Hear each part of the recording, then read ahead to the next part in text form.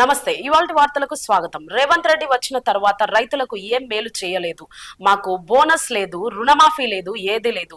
రుణమాఫీ అందరికీ చెయ్యాలే, 100కి 90% మందికి కాలేదు. కేసీఆర్ ఉన్నప్పుడే బాగుండే. రైతును రోడ్డు మీద పడకుండా చేశాడు.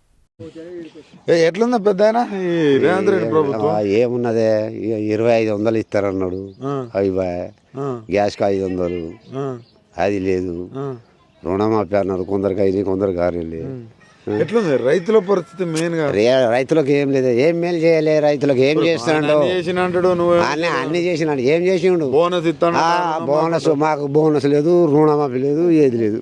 అంతేనా? రుణమాఫీ చేస్తానంటు నువ్వేమో లేదని అంటావు. ఎట్లుంది మొత్తాన్ని పరిపాలన? కొందరికి చేసిన వాళ్ళు చేసిండు రుణమాఫీ, కొందరికి అయినాయి, కొందరు మొత్తుకుంటారు.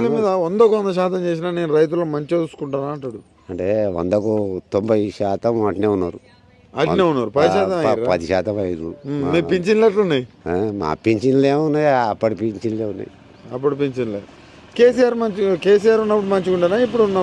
ఇప్పుడు ఆయన అంటే ఒకటి, ఆయన సరే ఏ తిన్నాడో ఏం తాగిండో ఎక్కడన్నా అమ్మిండో ఏం చేసిండో మనకు తెలియదు, కానీ ఆయన రైతులకు మాత్రం ఒకటి మంచిగా చేసిండే. రోడ్డు మీద నీళ్ళకి పోకుండా ఒకటి మాకు నీళ్ళు లేకుంటే నీళ్ళ సవలత్ చేసిండు. ప్రాజెక్టులు అయినాయి ఇక్కడ కొన్ని, దాని ద్వారా కొంచెం బోర్లు పంటలు కూడా మంచిగా. అంత ముందు ఆ 10 ఏళ్ళకి ముందు ఎట్లుండే? అప్పుడు కాలం మంచిగా లేకుండే, లేదు నీళ్ళు లేకుండే. జర ప్రాజెక్టులు అయినాయి, కాలువలు, బోర్లతోటి దాంతో దీంతో పంటలు మంచిగా ఉన్నాయి. ఈ ఫ్రీ బస్సు, తులం బంగారం, ఫ్రీ బస్ ఉన్నది. సీట్లకు ఉన్నదన్న మనకే ఉన్నది. అంతేనా? మన పల్లెటూరులో ఎన్నడో ఒకనాడు పోతాం. సీట్ నౌకర్లు చేసి రేవంత్ రెడ్డి ఏమో ఇక తెలియదు, అదృష్టం. అంతేనా? ఇలా తులం బంగారం వచ్చేటట్టుంది.